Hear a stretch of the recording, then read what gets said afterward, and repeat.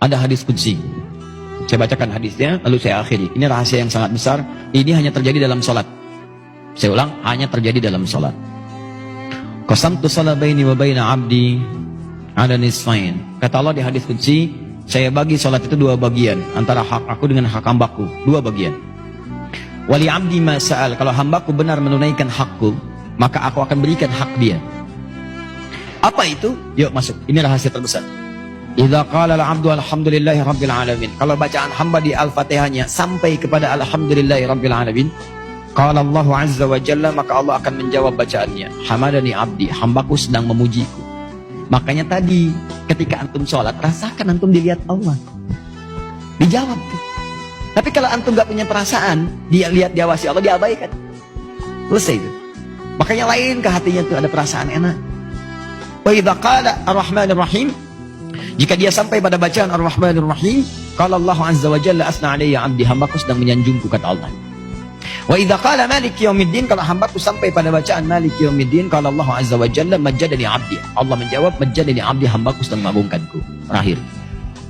Wa idza qala al-abdu, kalau hamba sampai pada bacaan iyyaka na'budu wa iyyaka nasta'in, ya Allah sekarang ini kami sedang ibadah salat, wa iyyaka nasta'in, dan sekarang kami sedang punya permohonan, ya Allah, kami ada persoalan, kami ada kebutuhan, kami ada masalah, kami minta, ya Allah solusinya.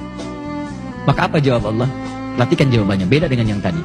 Qala Allah azza wa jalla, rahasianya Allah langsung menjawab, hadza baini wa baina abdi, ini perjanjianku dengan hambaku. Wali abdi, kalau hambaku benar bacaannya sampai sini, sholatnya benar sampai di situ, masalah sekarang apapun yang kamu minta aku akan berikan. Sekarang apapun yang kamu minta aku akan berikan. Saya tanya pada Anda membacakan iyyaka na'budu wa iyyaka nasta'in saat ruku atau saat sujud? Jangan kelamaan, saat berdiri. Enggak ada orang ruku baca iyyaka na'budu wa iyyaka nasta'in. Allahu akbar, iyyaka na'budu wa iyyaka nasta'in. Enggak ada.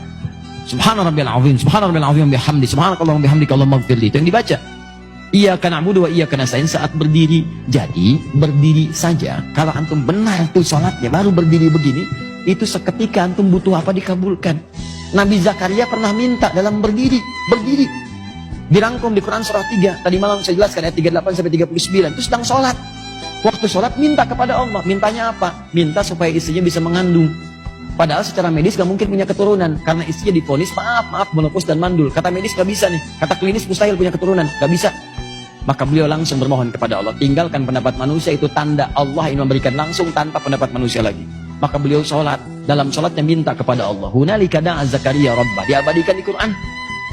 Di mihrab itu Nabi Zakaria bermohon kepada Rabb, qala rabbi habli min ladunka dzurriyyatan thayyibah innaka sami'ud du'a. Ya Allah, mereka mengatakan aku enggak mungkin punya keturunan, istriku punya keterbatasan. Karena itu saya mohon darimu saja ya Allah. Engkau pasti mengabulkan doa hamba. Ya Allah, pengabulanmu tidak terbatas. Kalau pada yang tidak terbatas pemberiannya tidak mengabulkan, kepada siapa lagi hamba mesti memohon? Engkau pasti mendengar doa hamba. Kalau pada yang Maha mendengar tidak mengabulkan, kepada siapa lagi hamba mesti panjatkan? Itu sedang berdiri. Berdiri bahasa Arabnya qaimun. Sedang sholat yusolli, baru selesai doanya, turun malaikat langsung nyampaikan ayat 39-nya Quran surah 3 ayat 39, fanadatul malaikatu wa huwa qaimun yusolli fil mihrab annallaha yubashshiruka bi Yahya. Tiba-tiba turun malaikat, nih dijelaskan pentingnya ini, sedangkan beliau masih berdiri dalam sholatnya. Turun jawaban, Allah mengabulkan, memberi kabar gembira, istrimu akan mengandung, melahirkan, punya anak, namanya langsung dari Allah Yahya. Sosok yang hidup, yang mustahil menurut manusia. Bayi terlahir dari rahim seorang perempuan yang menopause dan mandul, kata Allah gak ada yang mustahil bagiku, jadi dan hidup dia. Kapan dipanjatkan? Berdiri. Dalam apa? Sholat. Nabi Zakaria sholat dalam berdiri, minta dikabulkan. Umat Nabi Muhammad, nabinya spesial, orangnya hebat, luar biasa, umatnya juga luar biasa. Dulu umat Nabi dulu lihat nabinya belum tentu beriman. Umat Nabi Muhammad gak lihat nabi masih beriman. Kurang apa lagi? Nabi Musa itu banyak umatnya, kelihatan nabinya ada, nggak beriman juga. Dibebaskan dari Firaun, Firaun ini tenggelam sampai ke bawah tuh. Begitu bebas dari lautan itu, Firaunnya sudah wafat, sudah selesai seketika. Musa, tolong dong cariin Tuhan lain. Bayangin. Nabi Isa kurang apa lagi? Mukjizatnya dahsyat. Yang tidak ada dengan izin Allah. Sakit tinggal diusap, orang ke dokter ini diusap. Nabi Isa sakit mata, usap melihat. Nabi Isa kolera, usap lihat. Nabi Isa, Nabi Isa itu tinggal usap. Dokter bangkrut lah pada saat itu. Ya. Usap, yakin. Kedua, ini yang paling dahsyat, menghidupkan yang mati dengan izin Allah. Ada persoalan, hidup dengan izin Allah. Hidup, naik lagi, berdiri. Ngasih tahu persoalannya, wafat lagi dengan izin Allah. Sampai sebegitunya, nggak yakin juga, dicari-cari nabinya, mau dibunuh. Bayangkan, Anda bayangkan, umat yang melihat masih ingkar juga. Umat Nabi Muhammad beda, nggak pernah lihat nabinya tuh kayak kita sekarang. Kalau di zaman Nabi melihat Nabi beriman, itu biasa. Nih, kita nggak pernah lihat. 15 abad udah lewat. Bahkan ada yang mimpi pun nggak pernah lihat, masih mau beriman. Maka Allah berikan yang spesial untuk umat Nabi Muhammad. Nabi Zakaria sholat, berdiri, minta dikasih. Umat Nabi Muhammad sebelum sholat 5 kali sehari. Kata Allah, saya tunggu. Kamu mau minta apa, saya kasih. Cuman pertanyaannya, banyak yang tidak minta pada saat itu. Saya tanya pada antum, ketika antum sampai pada ayat ini, iyyaka na'budu wa iyyaka nasta'in, antum minta apa? Ayo, padahal jelas.